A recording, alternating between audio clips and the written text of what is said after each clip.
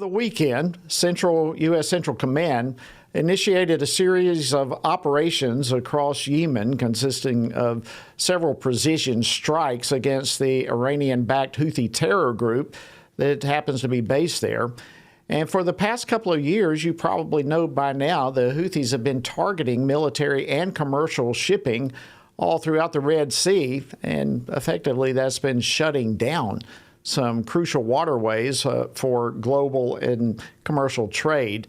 And in the announcement that came about in this operation, CENTCOM said that the series of actions were intended to defend American interests, they were intended to deter our enemies, and they were intended to restore freedom of navigation.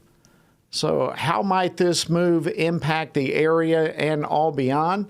Congressman Burchett, thank you so much for being able to join us. We appreciate it. Thank you for having me on, Jody. I'm sorry I can't get a visual. I'm in a tunnel, so I'm in a bunker almost, so I apologize. Well, just stay safe if you're in the bunker there. Yes, we hear you. Let me ask you. Nothing like that. We're good. All right. Let me ask you about the attacks and the so forth, going back and forth among the Houthis. What more can you tell us right now about this operation? Yeah, the straits that's going through, about 15% of the world trade goes through there. And there's a question of who's going to profit the most. It just shows to me the main thing that we get through there, we've transferred our goods going in another direction, is our oil supply. That just makes it more apparent that we need to drill in America. We need to develop our own energy. You know, we had a president for 4 years that said that was in for 4 years and was asked by Speaker Johnson about why he canceled gas contracts. He didn't even know it. So we've got a quick turnaround, and we've got to be able to protect that area. But I have a bill dealing with that and allows the president to actually hire outside contractors. There's constitutional precedence for it's in the Constitution where he's allowed to do that. And I believe this is one of those cases. You know, we don't need to have our whole Navy. We got basically a bunch of goat herders that Iran has basically armed just to cause troubles around the world, and they're doing a pretty darn good job of it. And we need to put it down as quick as possible and get trade back to it. But it's not worth a world war. But I think it just shows how volatile the world is and how out of touch Washington, D.C. is. We've spent $250 billion unchecked to Ukraine that has no economic, hardly any interest with us at all. And yet we allow this kind of shenanigans to go around the world, and we hardly do anything about it until Donald Trump got in the White House.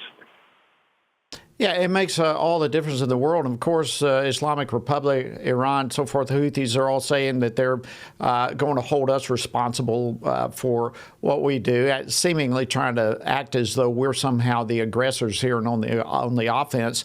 Are you in agreement with President Trump's actions to this point? Do you think he's making the right decision? Up to this point, but I do want to caution folks. The group that profits most from that area is China, and you have to wonder why China is not involved in it. And the corporation, of course, is an oil corporation.